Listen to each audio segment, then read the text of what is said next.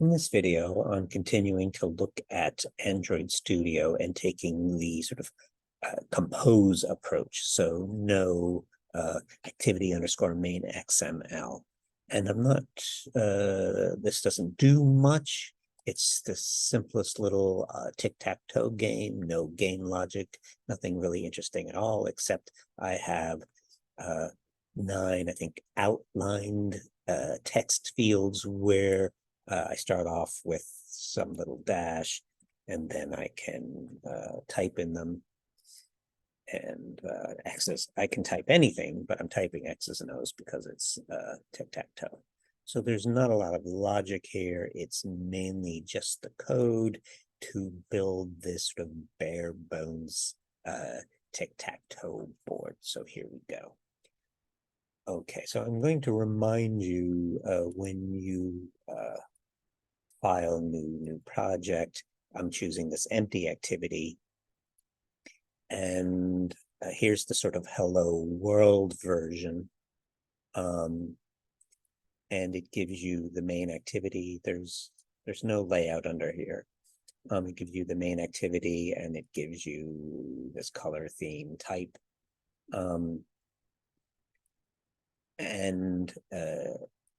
So this is the direction in which it's pushing you. It's some method called greeting that takes an argument Android, and then there's this separate outside of main activity a function that's composable that is greeting that takes in the name and a modifier, and then this preview. Okay, so that's the direction it's going to push you. I am not going to have this sort of separate function, and I'll explain sort of why I don't have it. I think I want it in the long run, but it's more difficult when you move from text to text field. This separation becomes more difficult, so I sort of backed off of it. Okay. So what do I have? I have the package. I have a gazillion imports. I'm going to talk about this experimental. Okay. So I took out, again, there's this middle function in the hello world, and it's giving you, there's this sort of middle function that's sort of outside of the main activity that gets called to make the text in that case. But I moved from text to text. These are text fields, or this is actually, strictly speaking, an outline text field. And then what you put in it, you can change. And so the method, here's why it was yelling at me. If I were doing something like this, where I'm sending it the thing to be sort of placed in there, well, that's going to become variable. And then I was getting yelled at that, I can't pass that thing easily that is going to be variable. So I just moved it all up into main activity. So that was sort of one lesson here. I moved all of these. So it's unsatisfactory at this stage because I have a lot of repeated code. So I keep, the entry is different. Okay, so here's an outline text field. So first I started with text field, and it looked a little bit nicer if I made it an outline text field. So in my row, I started to type outline text field, and it complained us up a storm. One thing was it was telling me that it needed to do this opt-in. Right now it's commented out, but this is, I was getting red squiggly, and it was telling me to do this opt-in, and that did indeed sort of fix it, get rid of the red, but I was sort of thrown off by this experimental and searching online, so were some other people, and so I found this sort of Stack Overflow, and one of the people suggested changing changing the gradle. So over here in the gradle,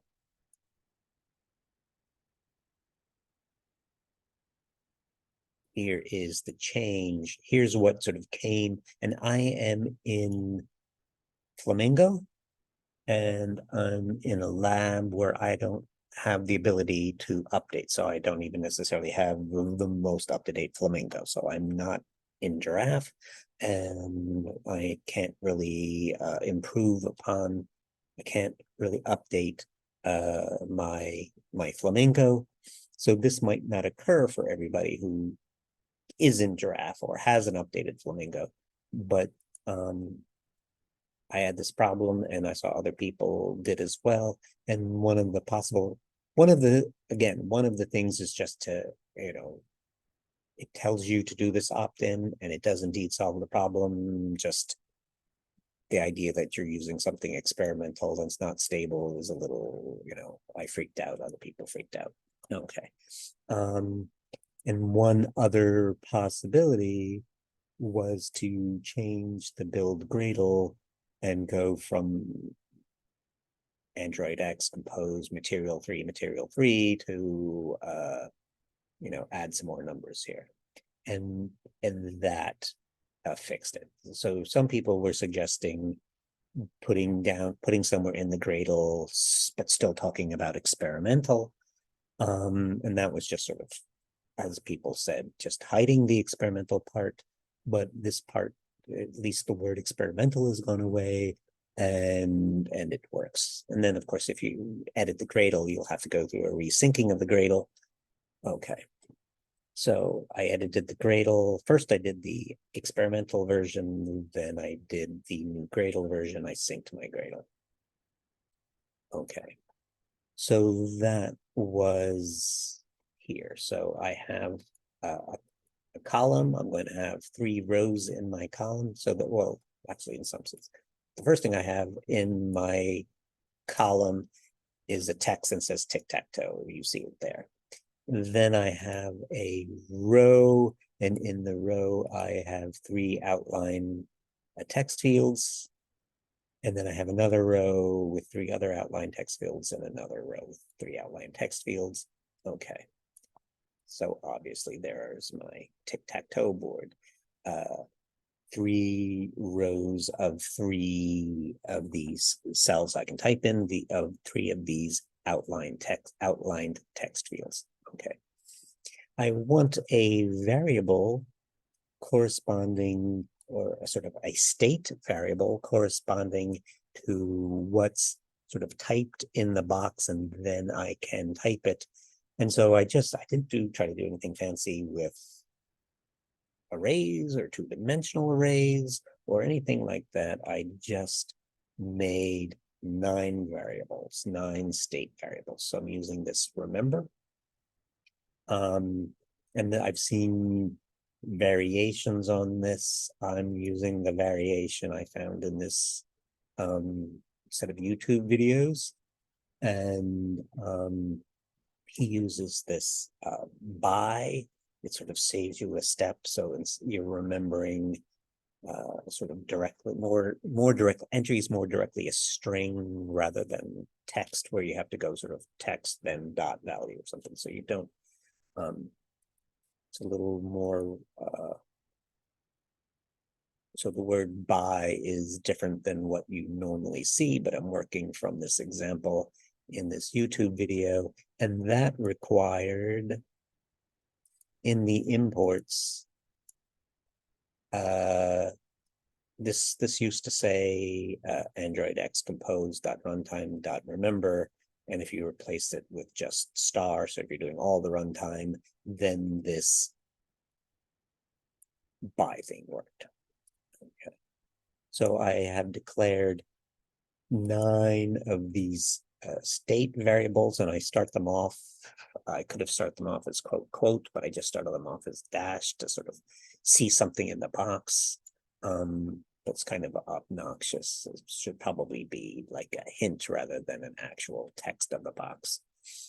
But I'm only getting started on this stuff, so we need to do better. But okay, so I have 9 state variables that I'm remembering. I have within my tic-tac-toe theme, I had a column, and after a text, I had 3 rows, and within each row I had 3 outline text fields. Then there is sort of what is in the text field. So we have this state variable, and we are connecting the state variable to what's written in the box. So what's written in this outline text field, its value is connected to the state variable. So if the user changes what's in the box, we want that to become the new state variable. Okay. So we do that here on value change. So what do we want to do? Now I could possibly do more here, but the simplest thing I want to do is just to change my state variable to what is in what was typed in the box.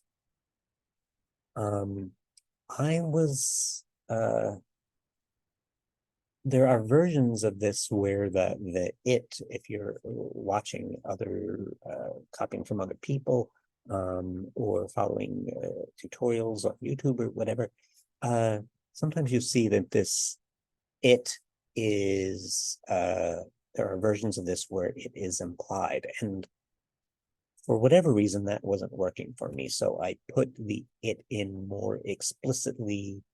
There's probably an even more explicit version where we sort of, explicitly say that we're, a function handling some on change or something. But I'm using the version where I have the sort of argument of the function it, which is the sort of text box itself, or what's in the text box itself, and making it, so I'm saying, that's the argument that's coming in, and then I'm making my state variable equal to what's coming in. And I could do things like if I had something someplace else and I wanted it cleared, if I wrote anything in this box, I might put that here. If I wanted to limit what they could type, maybe I'm going to only allow them to type X's and O's, then I could do that here, but I'm just doing the simplest thing of setting my state variable equal to what the user typed. Okay. This is just a size, so that's making these big, and setting the font size to large and centering it in the box. So just a little bit of styling, the size of my outline text field and what is in it. Some fairly large font, and because I'm only putting single letters in, and some alignment.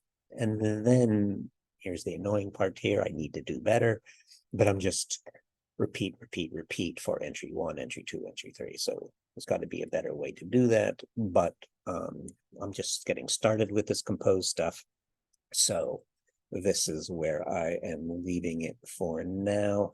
Again, I took out this middle function that they are sort of pushing in the hello world, but the problem here was like sending it some name is fine because the name was not changed. But if I were trying to make a text field instead of a text, then the value of what you write becomes changeable, mutable, and this intermediate function was just not having it, not in